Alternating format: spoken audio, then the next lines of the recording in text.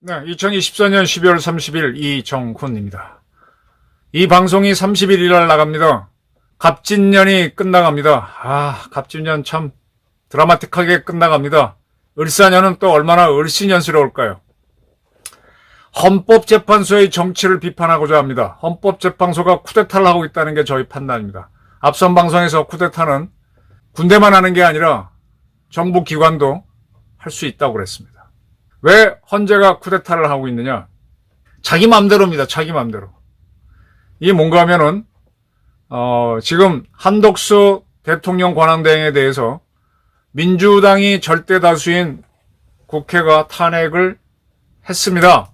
근데 192명의 찬성으로 탄핵을 했는데 여기에 대해서 국힘당이 이의를 제기했죠. 우원식 국회의장은 한덕수 권한대행을 국무총리로 보고 국무총리는 국회의원 제적 과반수 찬성하면 탄핵이 될 수 있습니다.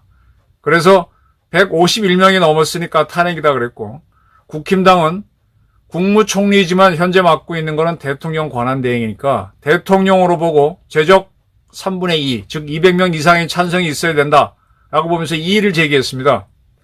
현재 권한쟁의 심판은 청구, 효력정지 가처분 신청 이렇게 했는데 이 헌재에서 자기가 임의로 이런 가처분에 대한 판단도 하지 않고 임의로 판단을 했습니다. 헌재 천재현 부공보관이 기자 브리핑을 하면서 헌법 제65조 3항은 탄핵소추 의결을 받은 자는 탄핵 심판이 있을 때까지 그 권한 행사가 정지된다. 라면서 한덕수 국무총리에 대한 탄핵소추로 직무정지가 된 거는 맞다라 그랬습니다.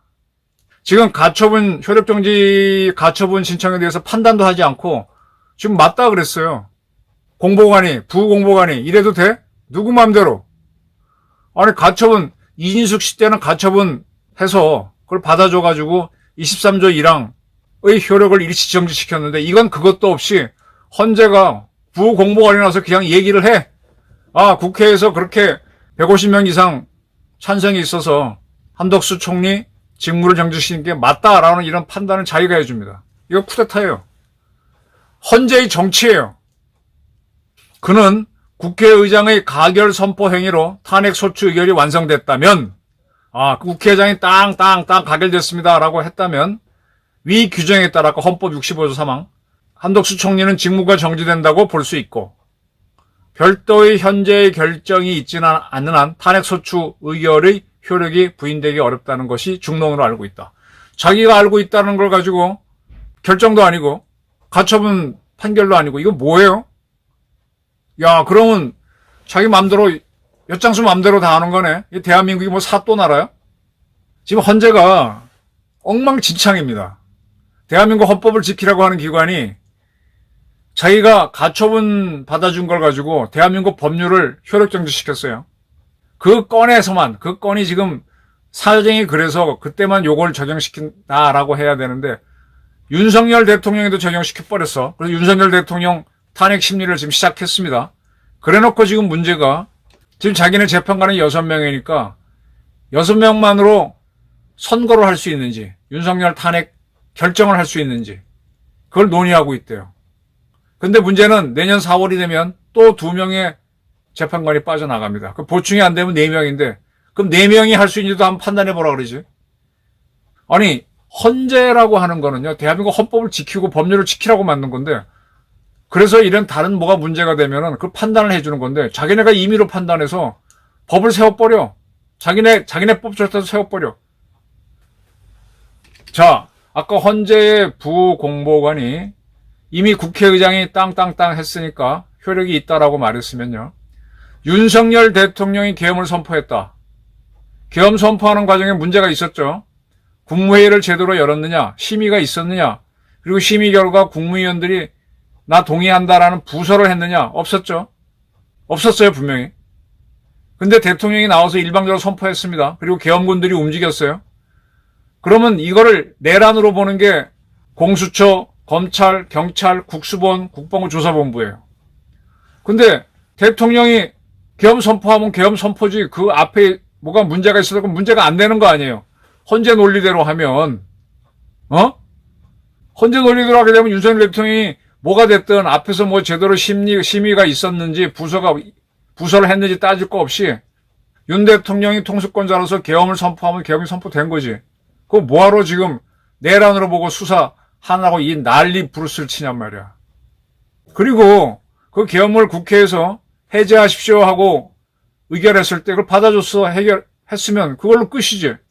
지금 공수처는 그걸 넘어서 자기네가 가처분으로 한 걸 갖고 대한민국 법률을 세워버렸어요. 진짜 이게 내란 아닙니까?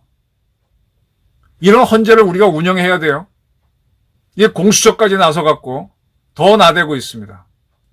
뭐 공수처가 지금 윤정권 들어와서 할 게 없으니까 이거라도 해야지 밥값을 한다고 판단해 그런지 몰라도 아니 자 우리나라 최고의 법을 판단해주는 기관에서 뭐가 됐든 국회의장이 가결 선포를 하게 되면 탄핵된 거다.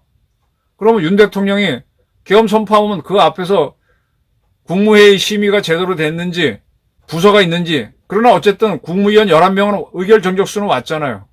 뭐 국회에서도 의결 정적수는 채우고 했으니까 192명 찬성이 나왔는데 문제가 있단 말이야. 근데 가결됐으니까 가결된 거고 똑같이 윤 대통령이 선포했으면 선포한 거지. 그걸 왜 내란이 되냔 말이야.